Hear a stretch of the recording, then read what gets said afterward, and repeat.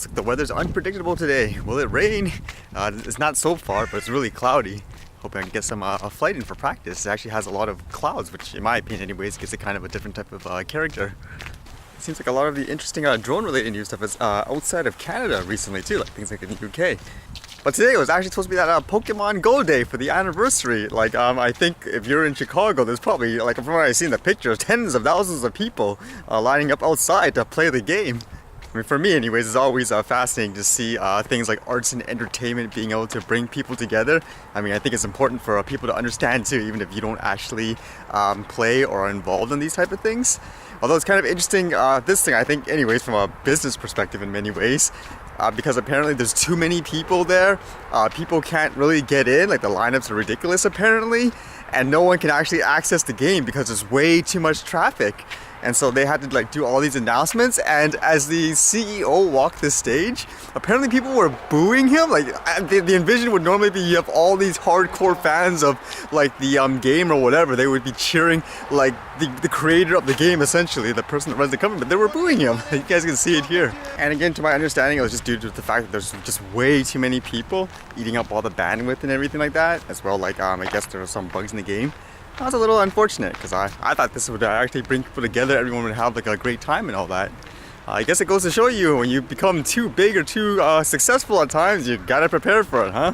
And to my understanding, the company was offering to refund everybody, I guess, the ticket fees, people that paid the ticket to go to the event, and they're giving them $100 worth of in-game currency as a form of compensation. And I was just reading like how some people didn't think it was good enough because they traveled all the way to Chicago just for the event.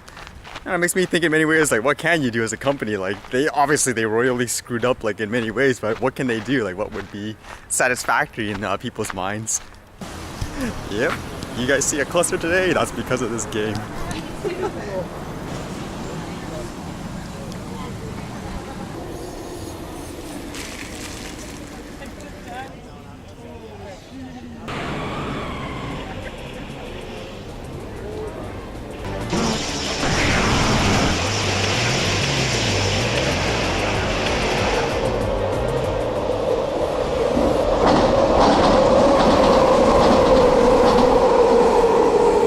I wasn't able to catch it, but you can kind of see like how many people come out. But drones, there was apparently some kind of research by NASA that found that people found drones more annoying than any other ground vehicle, like with a similar volume. I was like, that's kind of interesting. So you find like, for example, a drone's noise hovering in the air is worse than, I don't know, a motorcycle or something like that. Like in my opinion, if you find one irritating, you should find the other equally irritating as well. But as I read this further, I mean, to me, actually, this makes sense. Like, it's not even so much about the noise, it's more of a psychological factor, just based on, I guess, if you don't fly a drone, you don't know what it is, then your perception is probably completely warped, just based on what you've seen in the media and stuff. I mean, it says here, you've probably grown up listening to cars all your life, but drones are a relative novelty. You may balk at drone noises just because they still sound strange. I actually think that's probably the main reason why people would be annoyed at the noise, just because you hear that, you know it's a drone. So stereotypically, most people associate drones with like what? Privacy issues, this, that's it, it's annoying now. So it's not even so much about the noise, it's just the perception of it in general. And that's why I feel, again, it just comes down to things like more about like, you know, public education and all that, and which goes back to like what I talked about before. Like I feel like things like, you know, arts and entertainment is a great way to actually do that, and I hope people actually focus on that as well in terms of things like public education.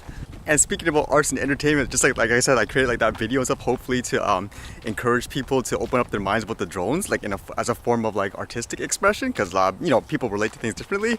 And DJ Hex, you actually you got me to read this because you were asking me like how you can vote for the video and stuff. And yeah, like this is what I said before, like you don't know how people react because you don't know how people are gonna look at things. Like I said, one guy here, he said like it was okay, but why the rhyming? It's so cringy. Like that's my example. You don't know how people will react, because like for him, like I'm just assuming here he probably looks at stuff like that more as a surface level, like okay, let me just see like, you know, what the shot looks like. I don't really care about what you say. Like I'm not gonna sit here and listen to try to understand your emotion, whereas like you said, for example, you enjoyed it and like you felt that it tells like a story in a way that I meant to. And yeah, exactly. Well, that's just a perfect example. But again, in terms of arts and entertainment, that's why I think like, you know, more people should create videos like that, because everybody resonates with something in a different way. And I guess one of the biggest drone-related news, it wasn't in Canada, but apparently it's in the UK. Apparently they're requiring people to do safety tests and stuff like that when it comes to drones, like in terms of regulations. So it's, well, I always thought like places, you know, in the UK they have better rules than here in Canada, but it seems like maybe Canada's influencing places over there, which is not very good actually, because I don't think like the regulations and stuff here actually make much sense like in the big picture. Almost makes you wonder if they knew this ahead of time, like whether or not other countries were going to do this, so that's why they did that. Because one of the quotes that really got me thinking is this one here, where it says, regulators hope that this will lead to fewer drones flying over airports and otherwise causing havoc in British skies. I mean, it's just my opinion, but in my personal opinion, it comes down to social pressure. If people keep, I guess, cheering, rewarding people for doing it, then they're going to keep flying like over airports and stuff like that. On the other hand, if you have people in the drone community or people in general that constantly condemn it, like whenever they see it, they go like, what are you doing? Like, this is completely bad and so forth. Then people will think twice about doing it. I mean, I think it's the same thing in everything in life when you think about it. And again, that's not to say there shouldn't be anything in terms of like laws or anything like that for flying, but that just seems like, in my opinion, like the example of being short-sighted, thinking, oh, I'll throw this law out there and that'll solve everything. Like, no, that's just not how it is. I don't know, it almost makes me think of like some immature kid, I don't know, in a playground or something like that, taking out his camera and filming, like, or purposely doing something stupid to put on film, because why? He gets a reaction out of people. I mean, if generally speaking, most people in society, they will say like, well, that's stupid. Like, what is this? Do you think they would do it? No. Like, just putting a regulation and stuff isn't going to do it. I mean, you gotta go down to the roots of the issue, and that requires everyone, in my opinion. And you know, just making a ridiculous regulation and stuff, you're kind of just dividing the people that could help the situation. Makes you think too, even if those laws or whatever isn't affecting your area in general, you can say like, I don't have to care about it. I guess in many ways that's an example of if it's happening in one area of the world, it could possibly happen in yours too. So it's good to stay updated, or at the same time, I guess, try to support people that are going through like those rough times and all that with those ridiculous laws, because people need the education by the looks of it.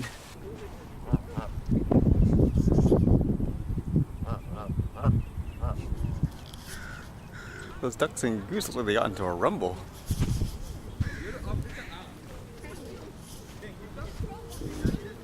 I actually wonder what that waterproof drone you guys showed me, would you consider that waterproof or an actual water drone? Because if it starts going into the water and stuff like that, I consider that kind of more as an actual water drone. But in terms of like fear and paranoia, I mean, if people have drones or whatever, like more accessible ones for consumers just to go underwater, it makes me wonder what kind of regulation can come up there. Maybe you can't ride your drone or whatever in that water because the waves will disrupt every single fish or whatever life there is in the water. Yeah, at this point I wouldn't even be surprised if something like that comes up.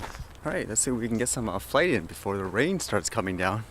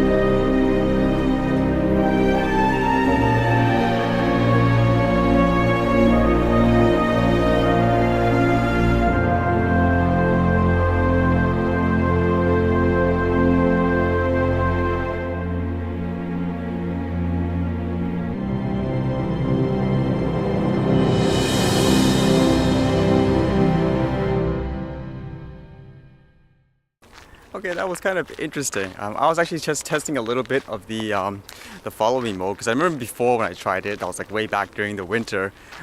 It's not very smooth. It always starts and stops and starts and stops. So I just wanted to see if that's how it will turn out again. You guys would have saw it by now.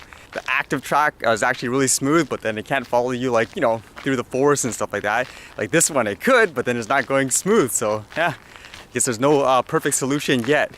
But the funny thing was, someone saw me flying the drone quite a bit away. He came up and he was interested. He's like, wow, look at that. Like, I was talking with his wife. And you know what his first question was? His first question was, can you see someone sunbathing? I was like, what? I mean, people always say people with the drone flyers are the ones that want to be like, I don't know, like the peeping Toms or whatever. But in general, it seems like it's more like other people who don't fly the drones who have that kind of idea. I mean, I'm sorry, but I got better things to look at, like the scenery or the mountains and stuff like that, than people sunbathing or whatever. Anyways, see you guys later.